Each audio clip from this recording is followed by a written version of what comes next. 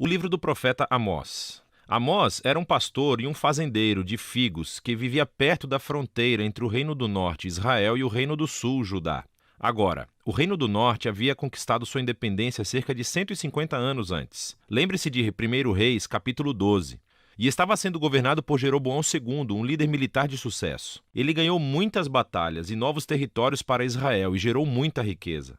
Mas, aos olhos dos profetas, ele foi um dos piores reis de todos os tempos. Sua riqueza levou à apatia e permitiu a idolatria aos deuses de Canaã, o que por sua vez levou à injustiça e à negligência aos pobres.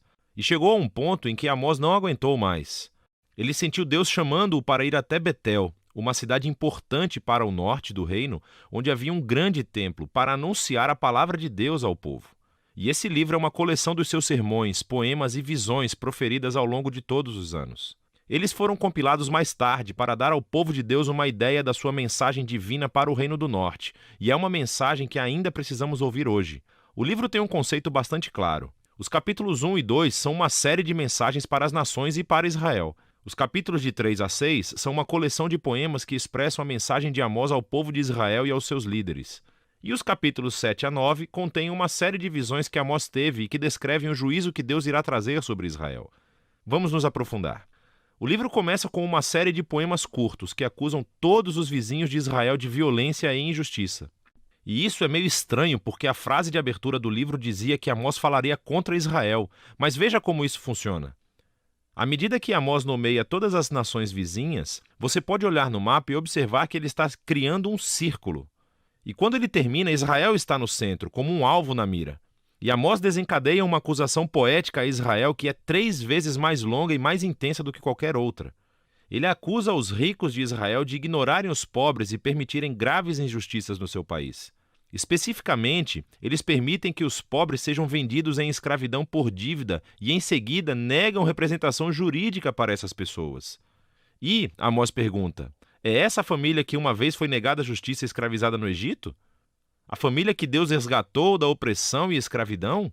A festa acabou, diz Amós. Deus não tolera mais suas atitudes. E então, a abertura da próxima sessão explica o porquê. Deus diz, eu escolhi você, Israel, dentre todas as famílias da terra. Isso é uma alusão a Gênesis 12, como Deus chamou a família de Abraão para se tornar a bênção de Deus para todas as nações. E então Deus diz, e é por isso que eu irei puni-los por todo o seu pecado. Israel tinha um grande chamado e uma grande responsabilidade. E o seu pecado e a sua rebelião trouxeram grandes consequências. Agora, essa sessão reúne muitos poemas de Amós e você verá alguns temas-chave repetidos várias vezes. Então, primeiro ele está constantemente expondo a hipocrisia religiosa dos ricos de Israel e dos seus líderes. E ele descreve como eles participam fielmente nas reuniões religiosas, fazendo ofertas e sacrifícios, enquanto eles negligenciam os pobres e ignoram a injustiça. E Amós diz que isso tudo é uma farsa, que na realidade Deus odeia a adoração deles porque está completamente desconectada à maneira como eles tratam as pessoas. Deus diz que um relacionamento verdadeiro com ele transformará os relacionamentos de uma pessoa. E assim, o chamado de Amós para a adoração verdadeira é deixar a justiça fluir como uma enchente e a honestidade como um rio que nunca acaba. Agora, essas duas palavras são super importantes para Amós e, na verdade, para todos os profetas. Assim, a honestidade, ou em hebraico tzedekah, refere-se a um padrão de relações justas e equitativas entre as pessoas, não importando as suas diferenças sociais. E a justiça, ou em hebraico mishpat, refere-se às ações concretas que você toma para corrigir a injustiça e criar justiça. E assim, ambos devem permear a vida do povo da aliança de Deus como um riacho que enche o leito de um rio seco.